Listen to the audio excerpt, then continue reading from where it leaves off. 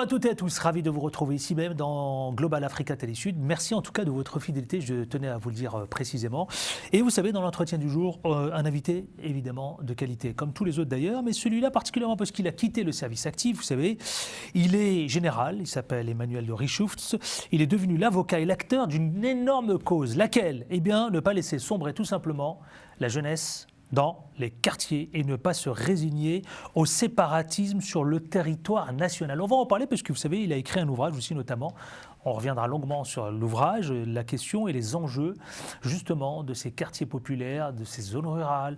Bref, c'est notre invité, c'est parti, c'est tout de suite, c'est maintenant, c'est l'entretien du jour avec le général Emmanuel de Richouft. Comment ça va ? Très bien, Adil. Merci beaucoup de me recevoir ici avec vous. Voilà, c'est toujours un plaisir. Plaisir partagé, mon général. Alors, général Emmanuel de Richouft, toujours actif. Hein. Vous n'arrêtez jamais. Oui, non, il ne faut pas. Il faut pas arrêter. Qu'est-ce qui justement, vous booste utilisant un terme évidemment un peu... Qu'est-ce qui me booste, c'est j'ai eu une vie extraordinaire, qui soit à la fois militaire, 36 ans de vie militaire, et puis ensuite 10 ans en entreprise, dans des grosses entreprises. Et je dis que j'ai beaucoup appris, beaucoup reçu, et maintenant il me faut redistribuer vers les autres. Donc je pense que j'ai la capacité, j'ai l'expérience, j'étais sur un certain nombre de théâtres d'opération, j'ai commandé des hommes sur tous les territoires, et je me dis, je peux apporter quelque chose de fort, je pense, à notre jeunesse en particulier, et puis à d'autres. Ceux qui ne vous connaissent pas, mon général, vous savez, Emmanuel de Richouft, on va voir quelques images. Romain, notre réalisateur, va les faire défiler. On voit d'ailleurs notamment le 14 juillet, tiens. Ah oui. On voit une belle image de vous le 14 juillet, on va la voir là, qui apparaît à l'écran. Ça, c'est le 14 juillet. Hein. C'était face à qui d'ailleurs ? Jacques Chirac, non ? Non, c'était... alors oui, c'était Jacques Chirac. Oui, c'est Jacques Chirac, tout à fait. Oui, ah, j'ai fouillé, hein, vous... Non, c'est Jacques Chirac, oui, bien sûr. Voilà, parce que j'étais adjoint du gouvernement militaire de Paris. À ce titre, donc, je m'occupais du 14 juillet, puisque c'était moi qui étais le responsable du défilé des hommes à pied. Voilà. Autre photo aussi, on vous voit en hélico. Qu'est-ce que vous faisiez là précisément ? En hélico, c'était l'action que nous avons conduite en Côte d'Ivoire. C'était en 2003. Donc la Côte d'Ivoire connaissait des soubresauts assez violents, de guerre civile approchant. Et j'étais dans le deuxième, j'étais le chef opération des forces françaises qui sont allées là-bas prêtes et main forte, j'allais dire, pour éviter que justement ça se termine par un bain de sang. Et donc j'étais dans cet hélicoptère. On avait reçu Madame Alliot-Marie à l'époque, qui venait inspecter les troupes dont j'étais. Oui, parce que l'Afrique, vous connaissez aussi. Je connais un petit peu, oui. Je sais aussi que d'ailleurs, beaucoup d'acteurs africains souhaitent que vous veniez justement les rencontrer et faire part de votre expérience. J'ai cette, j'ai cette particularité peut-être en définitive, d'avoir connu un certain nombre comme je vous dis, d'actions, et avoir vécu sur un certain nombre de théâtres d'opérations civiles et militaires, théâtres d'opérations, entendez... sur le continent africain. Sur le continent africain, et surtout en France, bien évidemment, avec les entreprises, puisque nous allons certainement développer ce que j'ai conduit pour le permis sport-emploi, c'est-à-dire finalement l'insertion, formation des jeunes de quartier. Et donc tout ceci me donne une certaine, les gens me connaissent, et souhaitent... Une légitimité en quelque sorte. Oui, une légitimité, mais je sais pas, une légitimité, mais je veux dire une connaissance, c'est-à-dire que les gens une expertise, une expertise viennent me voir en toute simplicité pour me dire qu'est-ce que vous pensez de ceci, qu'est-ce que vous pensez de cela, voilà. Ouais. Alors mon général, justement, on va parler de ça parce que regardez, ça c'est vous. Justement, c'est le énième bouquin, parce que c'est pas évidemment votre premier ouvrage. Ouais. France récessionniste, que faire ? Dialogue avec le général des banlieues aux éditions Nouveau Caractère. Et justement, Romain, notre réalisateur, va vous montrer donc la première de couve qu'on voit apparaître à l'écran. Vous êtes très présent en direction des quartiers populaires. Pour quelle raison ? Qu'est-ce qui vous anime, mon général, pour vous intéresser à la question des quartiers populaires aujourd'hui ? D'abord, ça date pas d'aujourd'hui. Hein, ça date on se connaît depuis un moment, donc j'ai eu la chance mais si vous voulez, quand vous êtes militaire, j'ai commencé ma carrière maintenant il y a bien longtemps, et j'ai commencé par commander, en quelque sorte, ou instruire des soldats du contingent, c'est-à-dire finalement des soldats français, des soldats qui venaient là pour 12 mois. Et puis j'ai continué donc avec la Légion étrangère, puis je suis revenu vers les professionnels, etc. etc. Donc j'ai eu 36 ans de vie militaire au contact de la jeunesse. Et quand j'ai été civil en quelque sorte, j'ai quitté l'uniforme contraint par la limite d'âge. J'ai tout de suite été recruté dans l'entreprise parce que j'avais conduit une opération qui s'appelait Permis Sport Emploi, que je poursuis, où véritablement il m'importait, compte tenu de mon expérience avec la jeunesse et sous l'uniforme, d'essayer de donner à cette autre jeunesse qui galérait, je vous parle de ça il y a 20 ans quasiment, qui galérait, lui donner mon expérience et lui essayer d'apporter un programme, un cursus pour les amener vers la citoyenneté et vers l'emploi. Et si vous voulez, pour répondre explicitement à votre question, je me dis, nous Français, nous les militaires français, nous avons nous formons des légionnaires, c'est-à-dire 150 nationalités qui viennent chez nous depuis maintenant 1831, c'est-à-dire un siècle et demi, on en fait les meilleurs soldats au monde.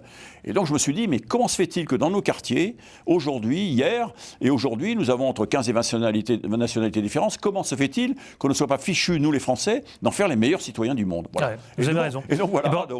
Et on va en parler. Vous savez, avant de parler de votre ouvrage, justement, mon général, Emmanuel de Richefft, il y a quelque chose qui me taraude, c'est que plusieurs personnalités politiques montent au créneau pour soutenir, vous savez, la présence des militaires dans les quartiers populaires. Est-ce le rôle des militaires, justement, d'être dans les quartiers populaires? Alors, je m'attendais à cette question. J'étais sûr que vous alliez me la poser, comme d'autres sont intervenus l'autre jour et me l'ont posée.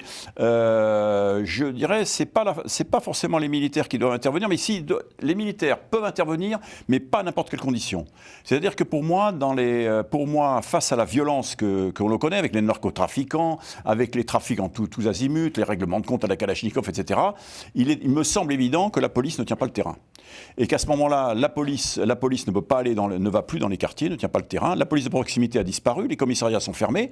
Et donc, à un moment donné, pour la population dans ces quartiers qui subit la violence et qui subit la contrainte de ces bandes, il me semble opportun d'ouvrir, en quelque sorte, de faire en sorte que cette population puisse retrouver, pleine conscience, la liberté d'aller et de venir. Et pour ça, il faut autre chose que la police. Et donc, à ce moment-là, mais c'est dans mon livre... C'est inquiétant ce que vous êtes en train de dire, parce que vous l'expliquez dans votre livre, on va revenir là-dessus, on va s'attarder.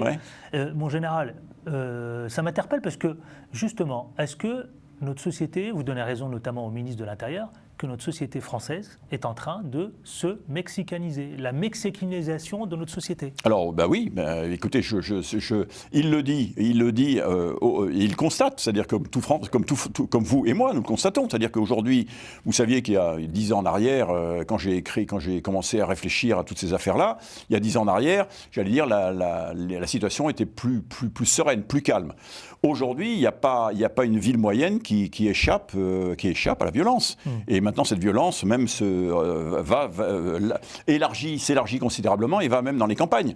Donc, effectivement, il y a une question de fond qui est celui du règlement de la violence. Alors justement, votre livre « France récessionniste, que faire ?» Sécessionniste, pardonnez-moi, effectivement, sécessionniste. Vous, justement, vous avez entrepris plusieurs œuvres, vous l'avez rappelé tout à l'heure en tout début d'émission, un cursus d'insertion novateur auprès des jeunes, justement issus des quartiers populaires. Alors, il y a la première page, vous plantez assez bien le décor, vous dites « Où va-t-on ?» Des paroles prononcées très simplement et très directement par des jeunes. Et vous citez, vous faites toute vous citez là vous ouvrez les guillemets, ils sont fiers, rien ne semble avoir vraiment changé depuis. Vous dites, l'école, ça n'intéresse pas, l'école c'est pourri, l'école c'est de la merde, je me sens pas intégré, il faut être blanc pour réussir, je pense rien de la France, je m'en fous, j'ai choisi la rue, la France c'est pas la France, c'est pas notre pays. Pour quelle raison vous avez décidé, c'est très important, là vous plantez le décor, vous avez décidé de commencer votre chapitre avec ça? Bien parce que, comme je viens de vous le dire à l'instant, la violence a changé. La violence, il y a la violence que nous connaissions il y a 10 ans. 10 ans était supportable et supportable et on arrivait à la maintenir. Aujourd'hui, c'est plus le cas. Et c'est plus le cas pourquoi ? Parce que vous avez des jeunes, comme je viens de l'écrire, qui ont 12 ou 13 ans et qui se comportent comme ça, c'est-à-dire qui ont une réflexion forte à l'encontre de la société, à l'encontre de la France. Et ces jeunes qui sont français, qui sont dans la 3e génération, probablement leurs parents sont arrivés en France dans les années 60, je me pose la question, mais pourquoi agissent-ils comme ça ? Et donc j'ai planté le décor parce que vous avez pu voir qu'à la fin, au dernier chapitre, je montre que ces jeunes-là, pas ces jeunes-là, parce que ceux-là, j'ai les enregistrements, ces jeunes-là, ils ont changé. C'est-à-dire qu'en quelques jours, on arrive à les faire changer et brusquement, il y a une prise de conscience forte de leur part. Il y a une prise de conscience forte, pourquoi ? Eh bien parce que par des petits ajustements tout simples que l'on fait, que j'ai fait avec Kevin, qui est un formateur de banlieue, eh bien nous rendons compte que rien n'est perdu. C'est-à-dire que l'espoir, moi je vois le verre à moitié plein, et je dis, il y a quand même un espoir fou à l'égard de cette jeunesse. Est-ce que tout simplement, mon général, c'est parce que vous les avez considérés ? Bien sûr. Si vous voulez, les jeunes que je reçois, il y en a encore que je reçois à Nîmes, à partir de vendredi que je vois à Nîmes, moi je les considère pas comme je les considère comme des Français, quoi. Je les considère comme des adultes, ils ont 18-25 ans, des adultes, des Français. Venez avec moi, soyez confiants, vous allez voir, ça va marcher. Ils m'écoutent. Et ils me disent souvent, si vous voulez, on a dans notre société moderne... Ils vous écoutent parce que c'est peut-être votre statut de militaire. Oui, mais c'est pas grave. En général, ça les impressionne. Ça impose l'autorité. Ça impose l'autorité, mais c'est très bien. C'est très bien, puisque vous savez très bien, et tous les sondages le montrent, que notre population a besoin pas d'autoritarisme, mais a besoin d'autorité. Et l'autre point, c'est de dire, il n'y a qu'une parole. Moi, je dis ce qu'on va faire, et je fais ce qu'on a dit. Voilà.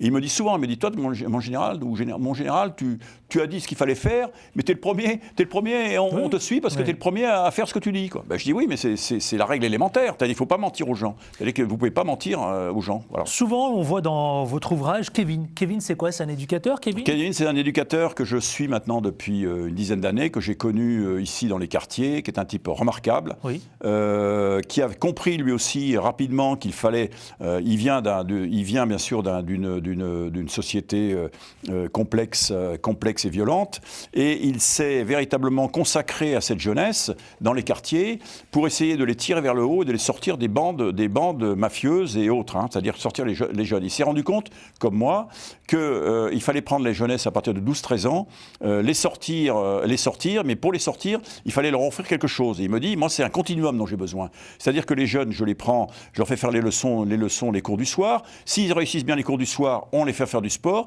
mais derrière le sport, j'ai besoin d'autre chose. Et donc, cette autre chose, c'est quoi ? C'était la connaissance approfondie de la France. Et lui, c'était assez extraordinaire, il est parti avec ses deniers, amener les enfants sur les plages du débarquement pour voir ce que c'était que la libération de la France, les amener faire le tour de France des régions pour montrer une cathédrale, des expositions, etc. Et les jeunes revenaient transformés, comme je le dis dans mon livre. Ils sont revenus transformés. Et donc, Kevin, on a décidé, on nous a suggéré de faire un livre, et c'est celui-là, où on dialogue tous les deux. C'est un dialogue parfois fort. J'ai vu, c'est costaud. C'est costaud. Ouais, c'est costaud. Mais si vous voulez, on arrive tous les deux, on n'a probablement pas des solutions identiques, mais c'est tout à fait normal. Lui est plus jeune que moi j'ai un vécu. Mais ceci étant, je crois que c'est important qu'on puisse confronter nos idées, et progressivement, je l'amène, et il vient tout seul à ce que je dis. Je dis, voilà ce qu'il faudrait faire. Voilà, je pense qu'il faudrait faire aujourd'hui pour la France et pour la jeunesse.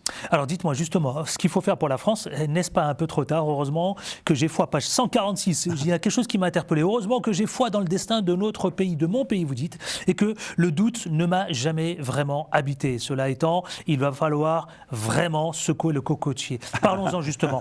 Ça vous fait sourire, effectivement, ça nous fait tous sourire. Ouais. La France est-elle en train de faire sécession, justement, parce que votre titre, c'est « France sécessionniste ». Est-ce qu'on peut s'inquiéter de la situation de notre pays, entre morosité sociale, montée de l'identitarisme, 5,5 millions, vous m'arrêtez si... Moi, c'est le chiffre que j'ai, vivent dans 1514 quartiers prioritaires de la ville.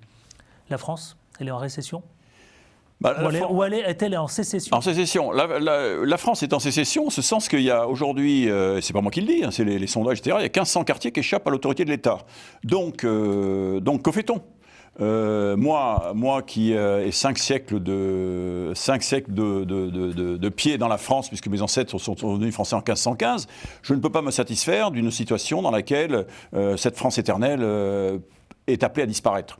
Pourquoi je vous dis ça ? Parce que je ne comprends pas, je ne saisis pas la raison pour laquelle ces quartiers font sécession. Si je le sais très bien pourquoi ils font sécession. Parce qu'on a été incapables, quand je dis nous les adultes, etc., nous avons été incapables depuis 40 ans de faire en sorte que ces quartiers soient totalement intégrés à la France. Voilà. Alors, et je ne me contente pas de ça. C'est-à-dire qu'effectivement, dans le récit que je fais en disant je ne me contente pas de ça, je suis un homme de foi, je crois en mon pays qui est un pays extraordinaire pour ceux qui le connaissent, qui se connaissent et qui viennent ici. Et je ne comprends pas la raison pour laquelle on n'arrive pas justement à réintégrer. Ben justement, mon général, est-ce qu'on peut s'inquiéter ? Bah oui, on peut s'inquiéter parce que si rien n'est fait, si rien n'est fait, il y a une morosité sociale en ce moment. Oui. Ça, c'est une réalité. Alors c'est une réalité, c'est-à-dire que je le disais hier devant d'autres chaînes, pas concurrentes, mais d'autres chaînes amicales ou d'amitié qui est avec vous, on n'arrête pas de se plaindre. Donc c'est la morosité. Mais bon sang, bougez-vous les mecs. Je veux dire, soyez heureux, respirez, allez de l'avant, bougez-vous, arrêtez de dire ah gna gna, je ne sais pas ce qu'on va faire, j'ai pas ceci, j'ai pas cela, mais la France n'aurait jamais pu être la France si on avait eu une population ainsi morose, quoi. Je crois qu'il y a. Est-ce que la situation elle est explosive aujourd'hui? Oui, je pense qu'elle est relativement explosive. Oui, oui. Quand on voit le contexte actuel, on voit bien, évidemment. Quand on voit le contexte actuel, mais pourquoi elle est explosive? Parce qu'on a je pense qu'aucun politique depuis 40 ans n'a su nous donner un cap, nous fixer un cap, nous donner l'envie, nous donner, comment dirais-je, le souhait d'aller de l'avant, l'optimisme. Voilà, c'est-à-dire finalement, vous savez, quand je commandais mes soldats, et que j'étais en opération extérieure, avec des risques quand même certains, si je leur avais dit, bon, écoutez les mecs, on y va, mais c'est pas terrible, on n'est pas suivi, personne m'aurait suivi. Il fallait les impliquer, parler de l'histoire, parler de l'action, parler du courage, etc. Et donc je crois que c'est ce qui nous manque. On est un peu maintenant, laissé de côté. Voilà, il n'y a pas la niaque, comme on dit. Alors la niaque, justement, allons la chercher. Vous savez quoi? Est-ce que vous êtes d'accord avec ce constat qui est dressé par certains, justement? Ils disent, nous ne sommes pas là, mais le diagnostic posé par les militaires n'est nullement contesté par les Français. Affaiblissement de l'état de droit, attaque l'enraille contre les institutions, les forces de l'ordre, recrudescence de la délinquance, désordre dans nos quartiers populaires et une jeunesse qui se rit de l'autorité. Vous répondez quoi, mon général? Que la jeunesse qui se rit de l'autorité, oui, bien sûr, puisqu'il n'y a pas d'autorité. Ma question est encore plus simple. Est-ce que les clignotants sont au rouge? Oui, je crois qu'ils sont au rouge. C'est alarmant. Oui, mais c'est alarmant, mais vous savez, vous n'êtes pas. Est-ce qu'on est au fond du précipice? Je ne sais pas encore. Est-ce que quand on est au fond du précipice, on va donner le coup de jarret pour remonter? Je crois que le coup de jarret pour remonter, il va venir. Mais on n'en est pas encore là. Puisqu'aujourd'hui, vous voyez très bien, il y a des hésitations, on est là, qu'est-ce qu'on fait, etc. Toute la société semble, j'allais dire, gangrénée par une espèce de morosité qui fait que les gens se révoltent. Alors vous parlez de société. Est-ce qu'il n'y a pas un souci à se poser la question dans l'autre sens? Certainement, mon général, c'est de se dire faire société ensemble. Ah oui, alors faire société ensemble, si vous voulez, Vous en parlez dans votre livre? Oui, faire société ensemble, bien sûr.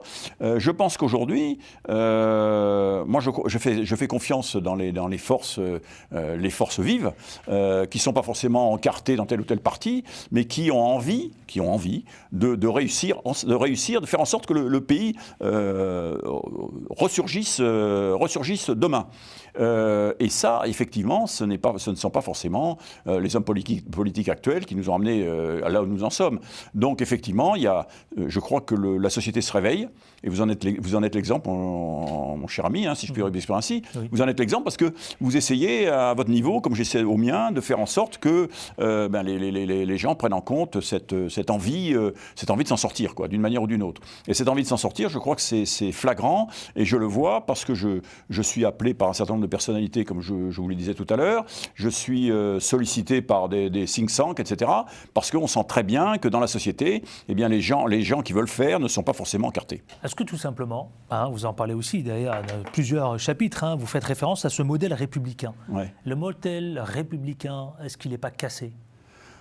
Je sais pas, je sais pas si vous voulez dire ça. Moi, le modèle républicain, pour faire simple, je vois très bien ce que c'est. Enfin, je veux dire, je suis dans la République, mais la République, c'est pas la France. Enfin, la République, elle est là depuis 1789. Vous voyez, la France, c'est 1500 ans d'histoire.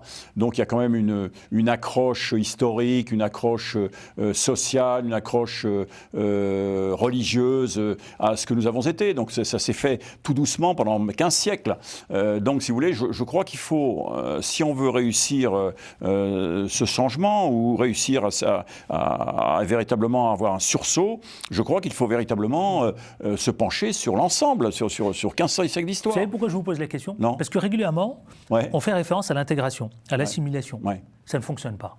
Alors, ces notions, justement, sont rhétoriques pour certaines. Oui, alors ou théoriques. Je suis tout à fait d'accord avec vous. Je dis, pour moi, l'assimilation, on n'a pas réussi. C'est-à-dire que l'assimilation, ce sont des peuples ou des citoyens, des peuples qui viennent en France comme ailleurs, d'ailleurs, qui viennent en France. À ce moment-là, ils passent sous les fourches codines pour avoir un passeport de la langue, de la connaissance de l'histoire, le social, etc., etc. Là, on l'a raté. D'accord.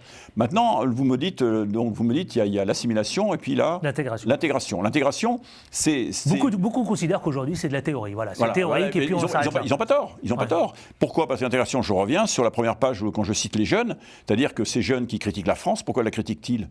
Qu'a fait l'éducation nationale? Est-ce que l'éducation nationale leur a donné l'envie, leur a parlé d'histoire de France, en leur disant mais vous êtes troisième génération, mais voilà qu'est-ce que c'était la France? Et comme je dis dans mon livre, vous avez une chose que les gens ont totalement oubliée, c'est l'action de l'armée d'Afrique dans les années en 42, 43, 44, 45. Cette armée d'Afrique était avec la population des colonies à l'époque, les colonies françaises en Afrique, qui ont finalement été dans cette armée, première armée française, et qui ont libéré la France, qui ont libéré que jusqu'en Allemagne. Et donc cette armée, personne ne le sait. Et moi, quand j'étais en Afrique, vous faites référence aux tirailleurs, mais oui, notamment. Tous aux tirailleurs, etc. Les tirailleurs africains. Ils étaient tous dans l'armée d'Afrique. Voilà. Et si vous voulez, la fierté qu'il y avait de ces grands-parents aujourd'hui, quand j'étais au Tchad et ailleurs, ils portaient tous leurs décorations, etc. Ils étaient fiers d'avoir servi l'armée française, mais on n'a pas été capable, nous, de dire maintenant dans nos livres d'histoire, pour les jeunes générations, écoutez, voilà ce qu'ont fait vos grands-parents, que vous devez être fiers. Vous avez raison, c'est vrai. Voilà. Vous avez raison, vous savez pourquoi? Parce que ça tombe bien, ça me permet une belle transition. Non mais c'est excellent ce que vous êtes en train de nous dire. Pourquoi? Parce que, en réalité, quand on voit ces jeunes des quartiers populaires, pour beaucoup, ils veulent aimer la France. Oui, c'est ce ça, je suis d'accord. On est d'accord. Ils veulent aimer la France et ils veulent qu'on banalise un peu leur parcours social et économique, valoriser. Et ce qu'ils attendent surtout de la France, c'est qu'on valorise leur héritage et leur mémoire, dont vous faites référence à l'instant. Tout à fait. Alors comme je disais, je discutais avec des jeunes là-dessus, ils me disent, mon général, tu es le seul à nous en parler. Nous allons parler, voilà quoi. Donc j'essaie chaque fois d'apporter un petit peu pierre à l'édifice en leur disant, mais mais on leur a pas appris. C'est-à-dire qu'à l'école, on leur a pas appris. Les grands-parents ne sont plus là, ne sont plus sur le sol de France, ou ne sont plus là parce qu'ils ont disparu, parce qu'ils m'ont fait 80 ans. Mais je trouve ça dommage, vous voyez. Et comme je le dis dans mon livre, il y a deux choses. Il faut ramener deux piliers. C'est l'école. Lire, écrire, compter, se comporter, ce qu'on ne fait plus. Et la deuxième chose, c'est l'histoire, c'est-à-dire réapprendre l'histoire. Et quand vous avez ces deux bases-là, déjà, vous pouvez être, j'allais dire, quasiment structuré et responsabilisé. Voilà, vous faites référence justement à ça. Si notre réalisateur Romain arrive évidemment à voir ce qu'il peut, en tout cas je vais le dire, structuré et responsabilisé, vous proposez un schéma. Oui. À qui vous le proposez justement ce schéma? Vous mettez en place, vous vous adressez au préfet, vous faites un audit, vous vous adressez avec les différentes phases à une planification. Là par exemple, vous faites référence à l'éducation nationale, vous dites effectivement il faut poser les jalons, à la fois sur ce que vous venez d'esquisser, mais également aussi, ça sous-entend quoi, ça, exactement? Ça sous-entend quasiment une révolution complète, une réforme de l'État. Moi, je vois une révolution, oui. Oui, une révolution complète. C'est-à-dire qu'il faut, comment dirais-je, si nous voulons réussir... C'est-à-dire qu'aujourd'hui, la politique de la ville, soyons clairs, la politique de la ville est complètement ratée. C'est-à-dire qu'on a déversé des milliards en 10 ans pour finalement mécontenter tout le monde. Enfin, les gens ne sont pas contents. Et on a saucissonné l'action. C'est-à-dire que maintenant, il y a X ministères qui s'occupent de la politique de la ville, il y a toutes les associations, il y a les administrations, il y a le président de enfin tout le monde. Tant et si bien que l'argent, la masse immense d'argent est déversée, mais elle va où d'abord? Elle va dans les administrations, etc. Vous voyez ce que je veux dire? Donc il faut réformer tout ça. Pour réformer tout ça, il y a une chose à faire, c'est déjà un audit. C'est ce que vous préconisez. Tout de suite. Un audit avec tout. Interministériel. Interministériel, un audit fait. On va mettre 6 mois peut-être pour le faire. Et vous appelez même de vos voeux la création d'un haut commissariat responsable de la politique de la ville. Un haut commissaire qui est véritablement, et dans sa main, l'ensemble de la politique de la ville, il sera rattaché au Premier ministre, et que ce soit quelqu'un qui soit opérationnel, plutôt que politique. Les politiques, parce que les politiques, tous les 2 ans, ils changent, tous les ans, etc. Donc ça, il faut quelqu'un d'opérationnel, qui véritablement prenne en main la politique de la ville.